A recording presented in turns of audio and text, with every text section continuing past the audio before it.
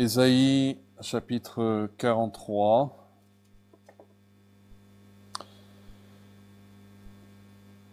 Je vais lire directement au verset 1. Ainsi parle l'Éternel qui t'a créé, ô Jacob, celui qui t'a formé, ô Israël. Ne crains rien, car je te rachète. Je t'appelle par ton nom. Et quelle est la phrase après? Tu es à moi. On a dit que ça, c'est l'assurance ultime. Tu es à moi. Et puis une autre phrase qui vient de la bouche de Dieu juste après, il dit, si tu traverses les eaux, quelle est la promesse? Je serai avec toi.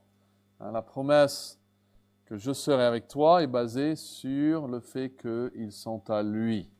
C'est l'appartenance avant la proximité.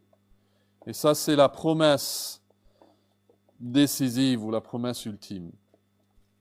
Et à cause de ces choses, parce que tu es à moi et moi je suis avec toi, les fleuves, ils ne te submergeront point, et si tu marches dans le feu, tu ne te brûleras pas, et la flamme ne t'embrasera pas, car je suis l'Éternel, ton Dieu. Vous voyez, tu es à moi et moi je suis ton Dieu, le Saint d'Israël.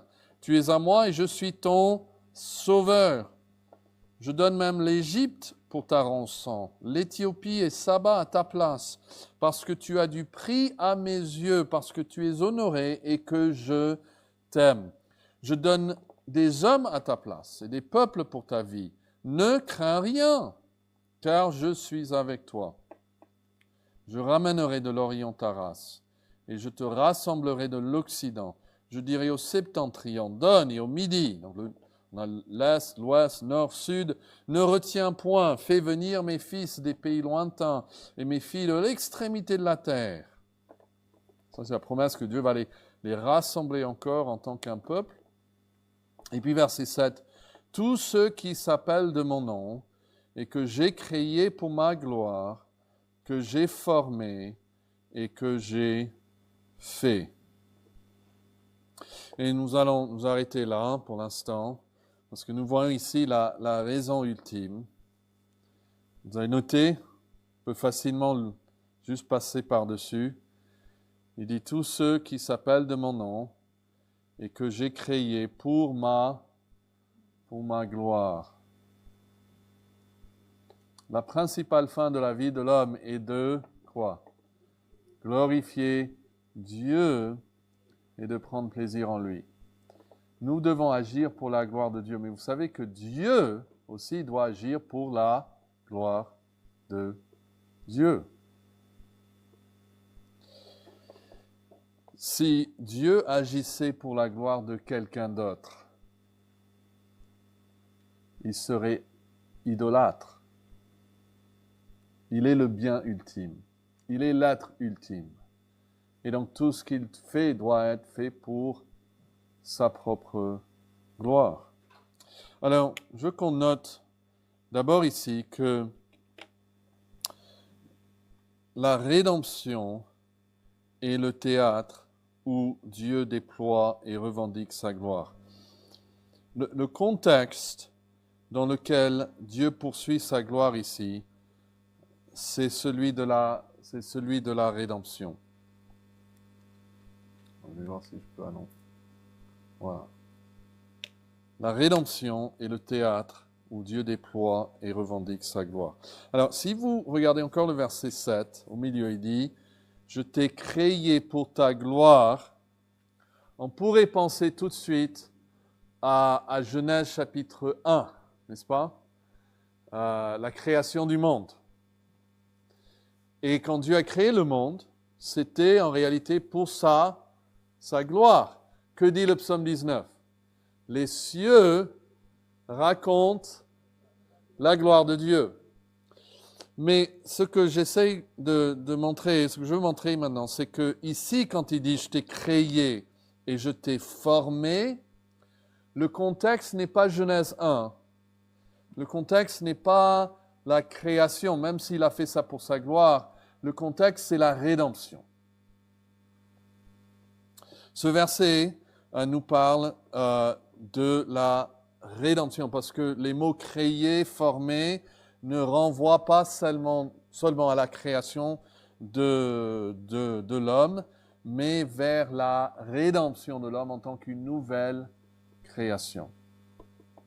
Donc le contexte d'Ésaïe 43 est celui de la rédemption. Vous l'avez là, hein, pas de la première création. Ce chapitre s'inscrit dans le contexte de l'exil du peuple et puis de la restauration du peuple. Ça ne parle pas de la semaine de création. Dieu s'adresse ici à un peuple qui est déjà créé, mais désormais dispersé, brisé, sous le jugement. On a vu ça au chapitre 42 la dernière fois. Ils sont à l'Orient, à l'Occident, septentrion, Midi. Et donc, quand il dit « tous ceux qui sont appelés par mon nom, que j'ai créés pour ma gloire, que j'ai formés, que j'ai fait », Dieu ne se contente pas de leur dire qu'il les a créés autrefois pour sa gloire, mais qu'il va les recréer maintenant pour sa gloire. C'est pourquoi, plus tôt dans le chapitre, on l'a lu, mais notez le parallélisme avec le verset 1, Ésaïe 43, verset 1. « Ainsi parle l'Éternel, ton quoi?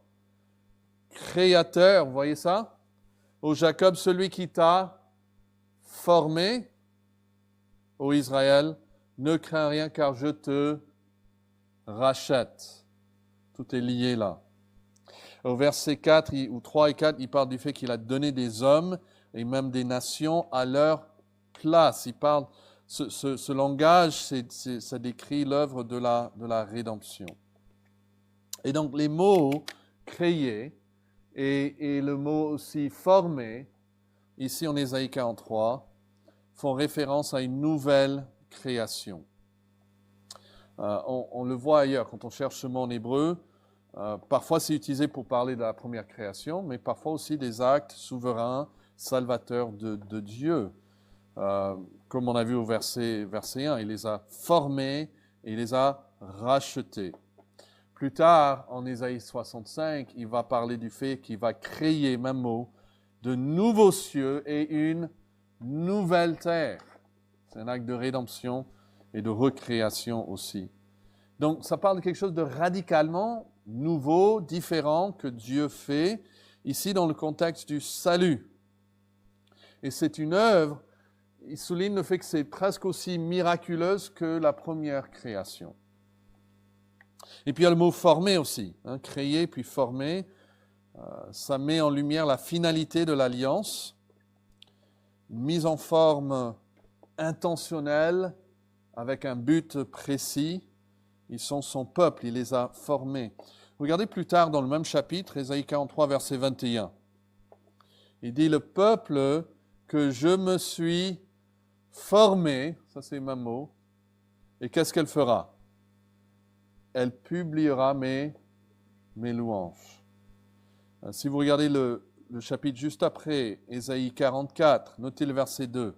« Ainsi parle l'Éternel qui t'a fait », c'est un autre mot que créé au chapitre 43, mais c'est un synonyme, et qui t'a formé, et là c'est le même mot, dès ta naissance, celui qui est en soutien, ne crains rien, mon serviteur Jacob, mon Israël, que j'ai choisi. On retrouve les mêmes idées ici. Et il ne s'agit pas de l'humanité en général, mais d'un peuple racheté, reformé, après avoir été défiguré par le péché. Donc, on peut dire, troisièmement, que ce langage de la création magnifie la grâce de la rédemption.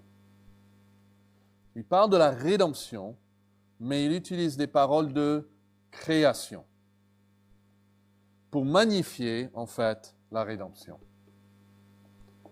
C'est pas juste une opération qu'il va faire ou du médicament qu'il va nous donner. Il doit carrément créer de nouveau ce peuple. C'est radical.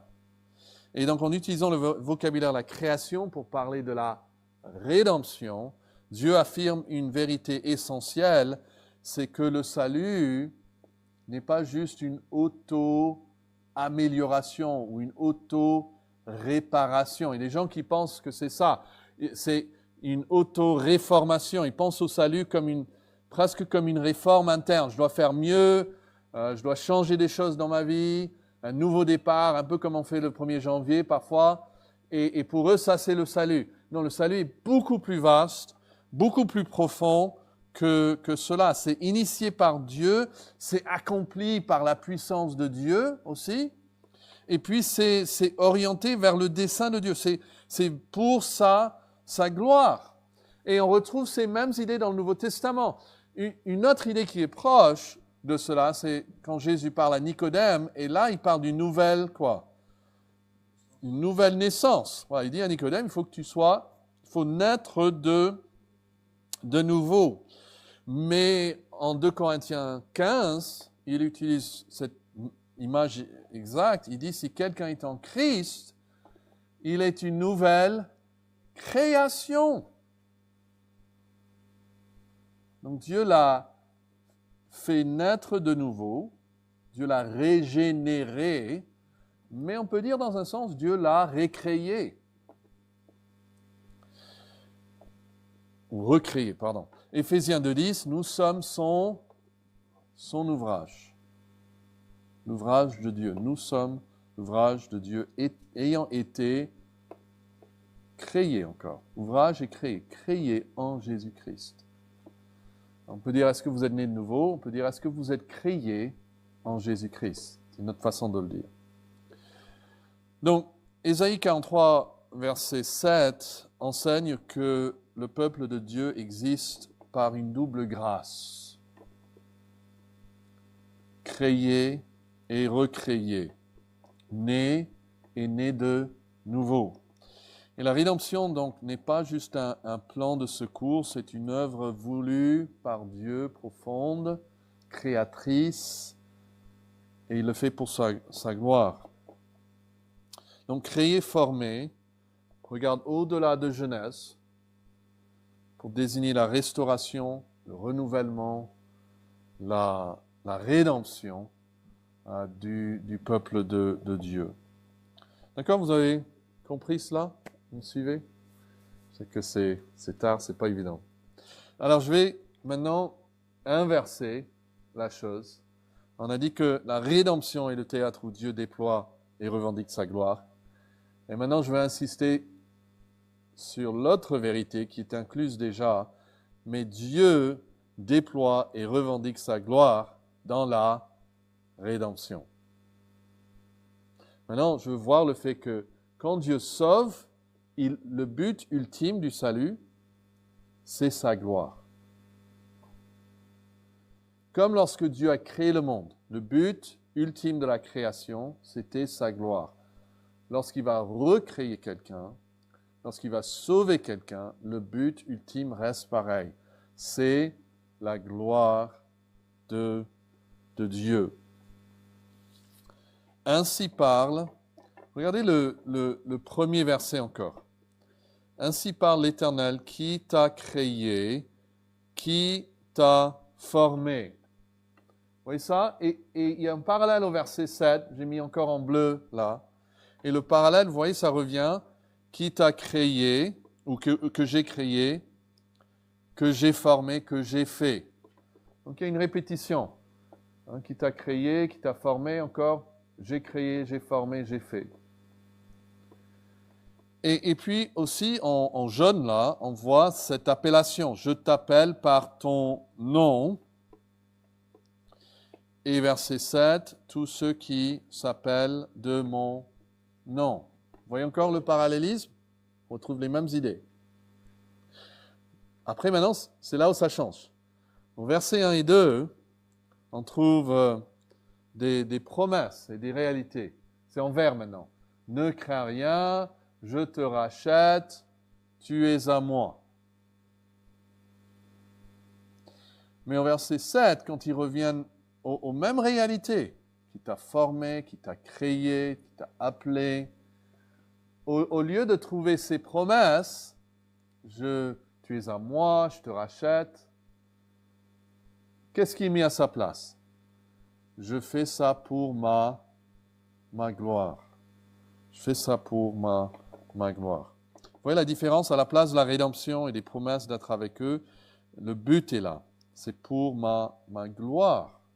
Donc c'est au verset 7, on trouve le but, on trouve la motivation derrière tout cela. Alors notons quelques versets pour affermir notre conviction. J'aimerais que vous trouviez, si possible, dans vos Bibles. Un peu plus loin en Ésaïe 48.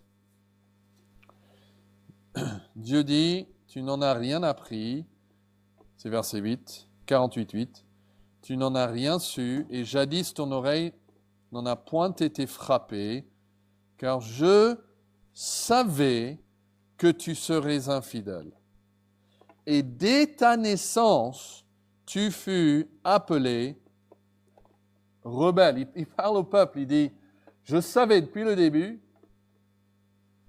que tu allais être rebelle, que tu allais être infidèle, pardon. Et dès ta naissance, tu fus rebelle. Imagine, on demande à un couple d'adopter un enfant. Et on va dire, il a déjà 8-9 ans. Et on dit, on sait déjà le parcours de cet enfant. On sait déjà qu'il va être rebelle. Hein. Il est déjà rebelle, quand vous prenez, il va rester comme ça. Dès qu'il devient adolescent, il va briser vos cœurs, il va se moquer de vous, il va voler votre argent, il va casser vos voitures. Je pensais que le couple va vouloir adopter cet enfant.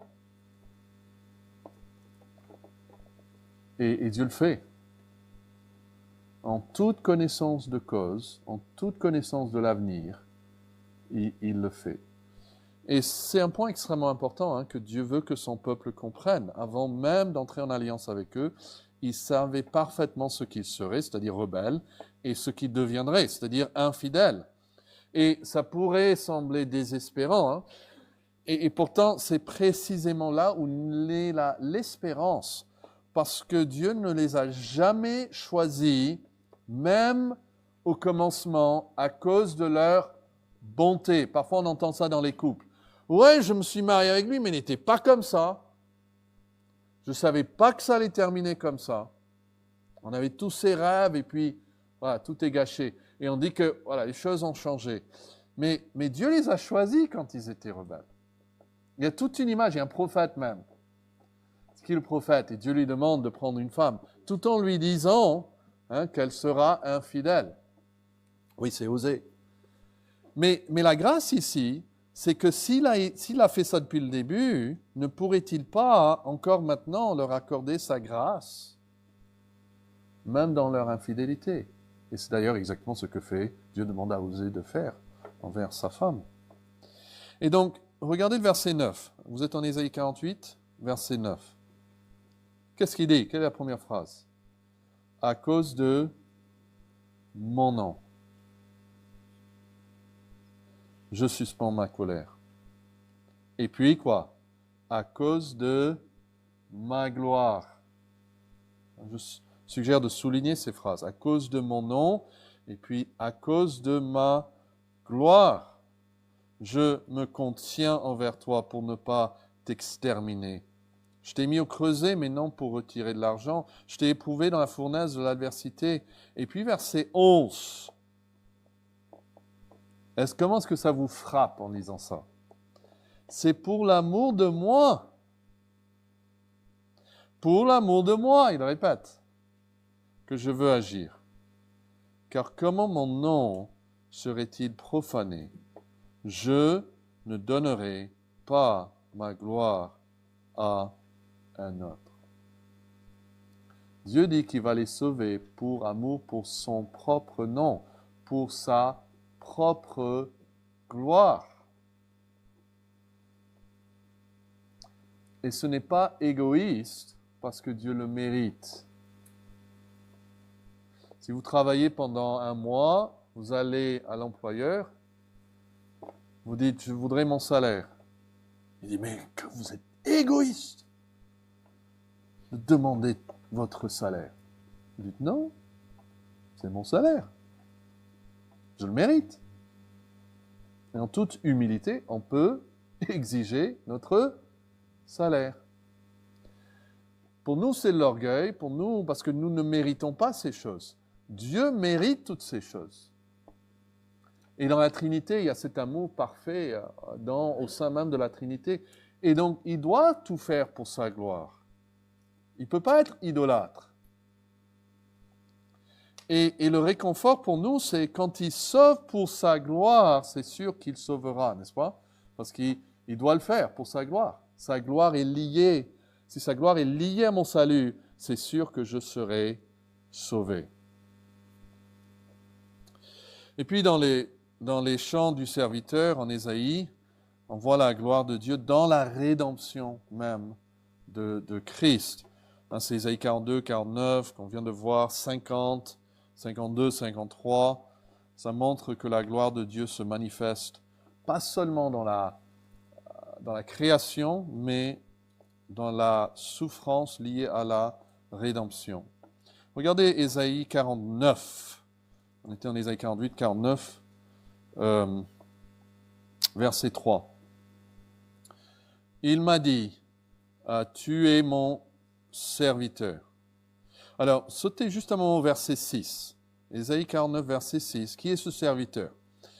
Il dit, c'est peu que tu sois mon serviteur pour relever les tribus de Jacob et pour ramener les races d'Israël.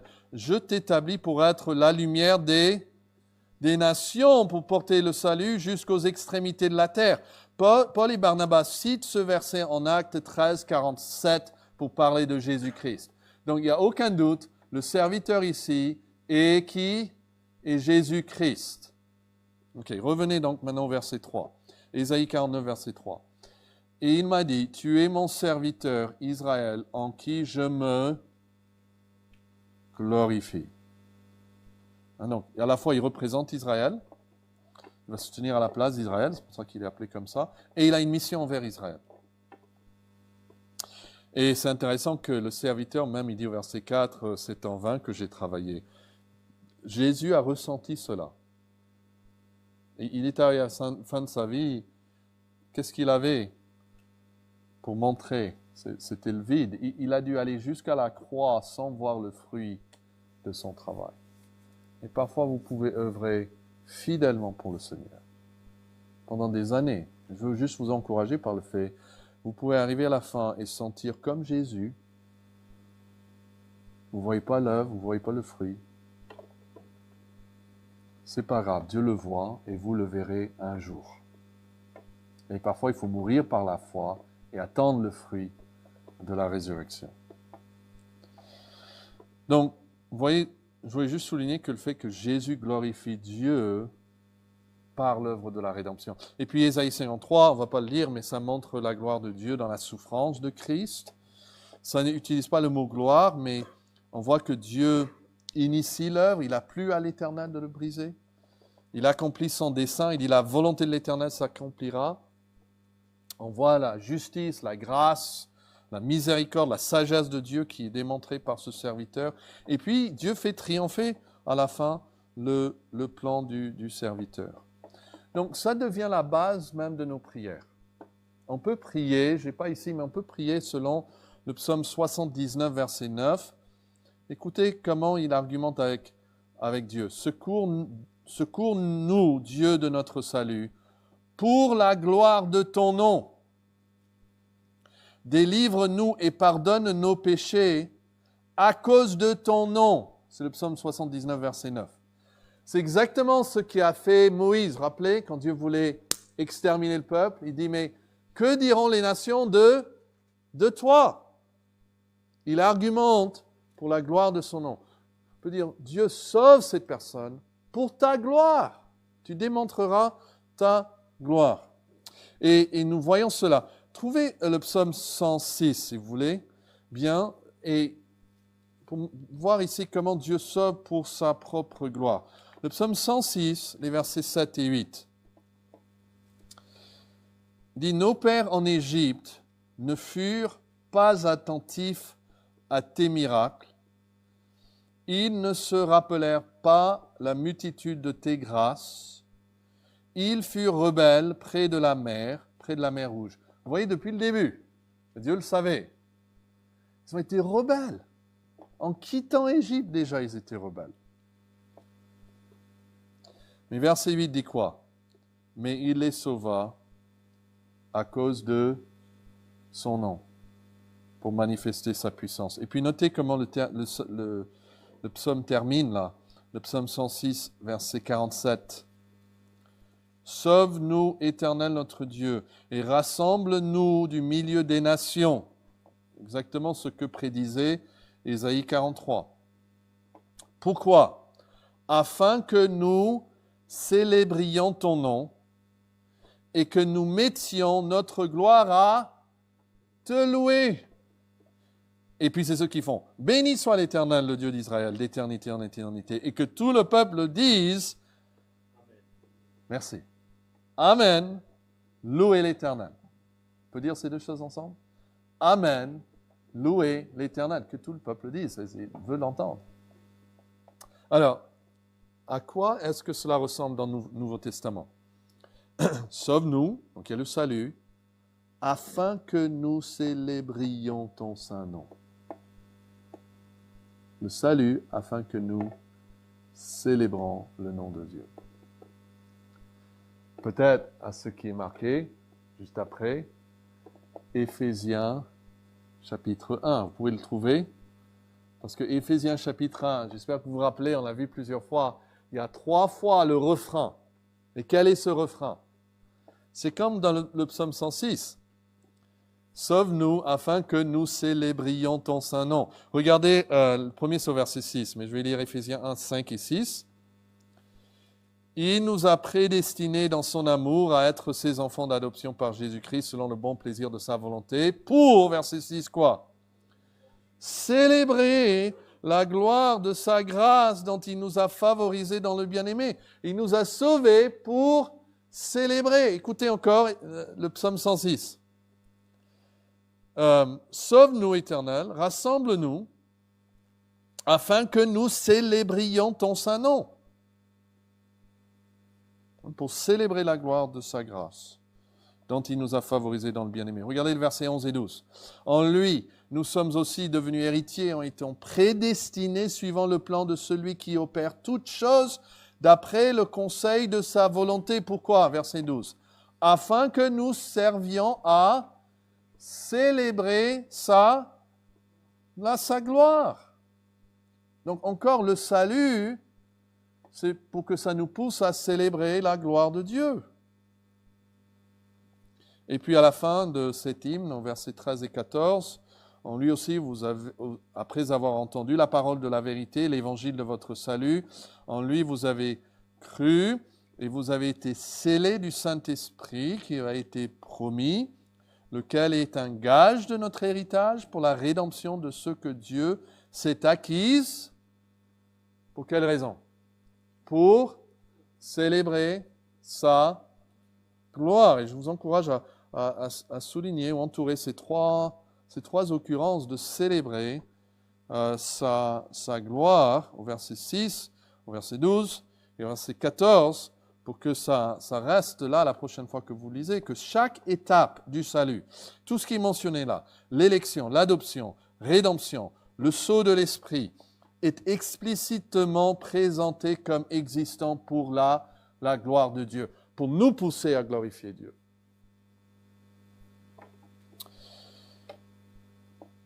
Et plusieurs enseignants soulignent que ce passage révèle un dessein intentionnel et non une réflexion ajoutée après coup. C'est-à-dire, Dieu n'a pas sauvé un peuple pour ensuite décider d'en tirer la gloire.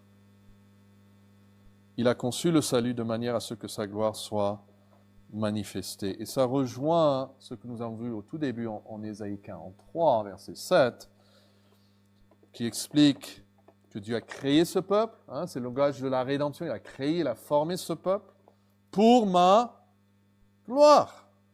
Pour ma gloire. Mais ce que Éphésiens 1 nous montre, que quand Dieu dit pour ma gloire, Éphésiens 1 nous montre comment ce dessein se déploie en Jésus-Christ. Vous voyez? Donc, c'est pas juste Dieu qui fait ça pour sa gloire, mais il va le faire à travers Christ, pour que nous, on exalte Christ, Jésus-Christ. On voit ça aussi en Romains 9. C'est des versets qui sont souvent difficiles à digérer.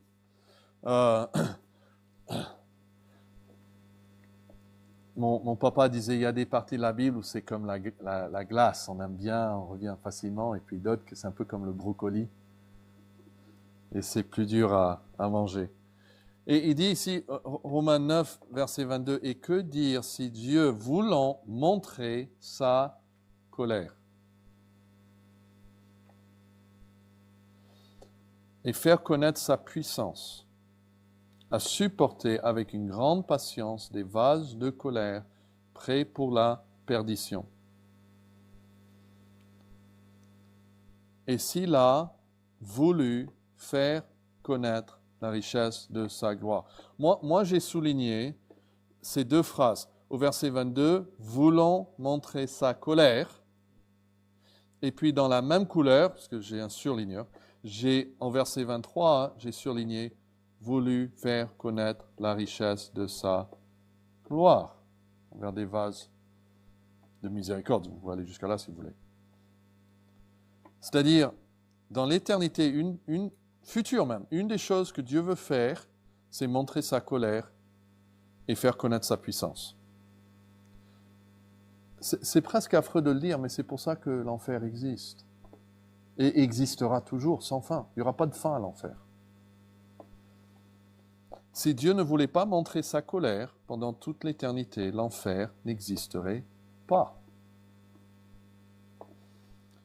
Dieu donc supporte, comme il dit, les vases et ces vases et leur montre tous une grande patience, même si pour beaucoup d'entre eux, ça finira par leur montrer sa colère. Sa colère viendra, même si aujourd'hui, il leur montre beaucoup de patience. Alors pourquoi il veut montrer sa colère, toute cette patience surtout? Le verset suivant, verset 23, commence par les mots « afin de » et « afin de ». Il y a le mot « et ». Je pense que la Sommaire capte bien le sens. Il dit « oui, qu'as-tu à redire si Dieu a agi ainsi pour manifester la richesse de sa gloire en faveur de ceux qui sont les objets de sa grâce ?»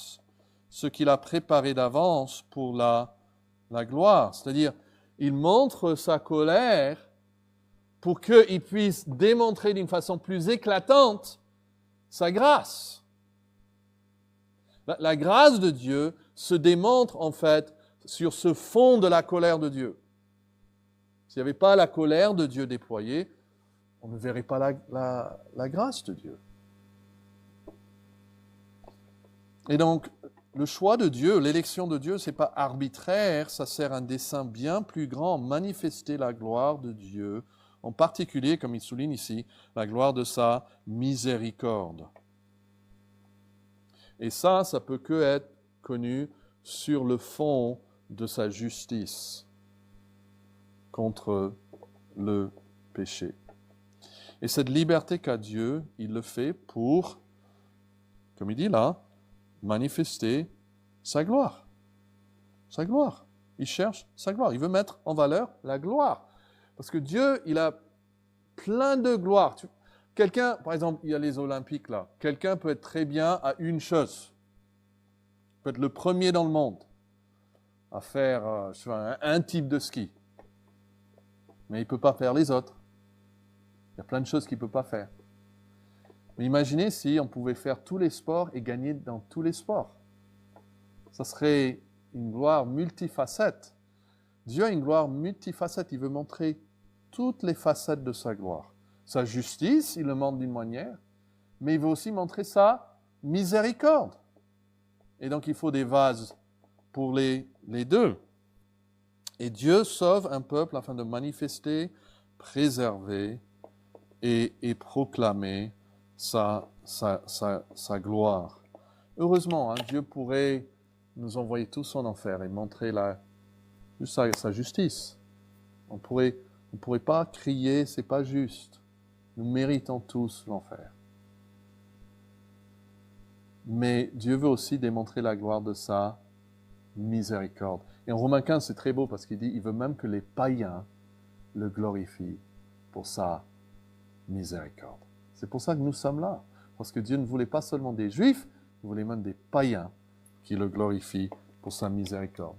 Et donc, Dieu sauve son peuple afin de manifester, de préserver, de proclamer et de faire admirer la gloire de son nom, pour que pendant toute l'éternité, nous puissions célébrer Dieu et célébrer l'agneau et dire qu'il est digne. Pourquoi? Parce qu'il a racheté par son sang un peuple de toute langue, toute race, etc. Le salut existe donc pour la gloire de Dieu, et la gloire de Dieu s'exprime dans le salut. Dieu, comme j'ai dit au début, Dieu serait un idolâtre s'il cherchait la gloire de quelqu'un d'autre au-dessus de sa propre gloire, mais sa gloire et notre salut trouvent cause commune dans le salut que Dieu nous offre à la croix. Dieu nous sauve d'une manière qui donne toute la gloire à Jésus-Christ. Lui seul, il a trouvé moyen de nous montrer son amour tout en glorifiant sa justice. Et c'est pour ça que nous l'adorons. Que le Seigneur nous aide à apprécier cela et à reconnaître que nous vivons pour sa gloire. Quand vous vous levez demain matin, est-ce que vous pouvez vous dire, j'existe pour la gloire de Dieu. Je suis sauvé pour la gloire de Dieu. Et ma joie sera complète quand je vis pour sa gloire, parce que c'est pour ça qu'il m'a fait. Et ma tristesse serait quand j'essaye de vivre pour ma propre gloire. Voilà, nous allons nous arrêter là.